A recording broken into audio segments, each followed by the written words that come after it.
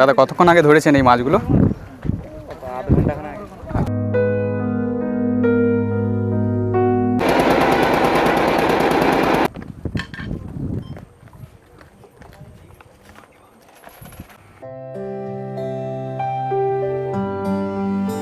বেশ বড় বড় কিন্তু কয়েকটা ট্রলার রয়েছে।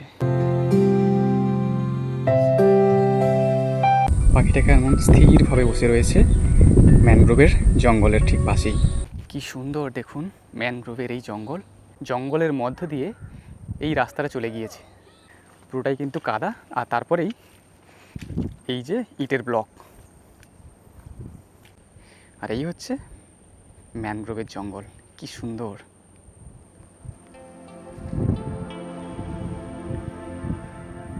এদিকে ম্যানগ্রোভের জঙ্গল, তার ঠিক অপোজিটেই নদীমাদের সাইডেই রয়েছে এরকম খড়ের ছাউনি দেওয়া বাড়ি। বর্ষার কারণে চারিদিকটা কেমন দেখুন জলে থই থই করছে। এখানে দেখুন কত ছোট বড় ডিঙি নৌকা বা একটু যে বড় ট্রলার সেগুলো রয়েছে। হাঁটতে হাঁটতে আবারও এগিয়ে চলেছি নদী বাঁধ ধরে গ্রামের অন্য প্রান্তে। তো এই যে বাঁশের যে সাঁকোটা, এটা পেরিয়েই কিন্তু মানুষজন হয়তো তাদের যে জমি জমা রয়েছে সেই জমিতে যাতায়াত করে। নদীর ধারে দেখুন এখানে একটা গামা গাছ রয়েছে, যে সুন্দরবনেরই একটি ম্যানগ্রোভ উদ্ভিদ। আর এই গামা গাছকে ঘিরে দেখুন এখানে মানুষের যে একটা ভক্তি বা বিশ্বাস। তবে এই দিকটায় কিন্তু যাতায়াতের জন্য আলাদা করে কোনো পথ নেই। সত্যি বলতে প্রকৃতির মাঝে এরকম ঘুরে বেড়ানোর মজাটাই আলাদা। জানি না এদিক থেকে নদী বাঁধের ওই প্রান্তে পৌঁছানো যাবে কি না। আর এদিকটায় দেখুন যে ধান রোপণ করা হয়ে গিয়েছে। কি অপূর্ব সুন্দরবনের এই প্রকৃতি।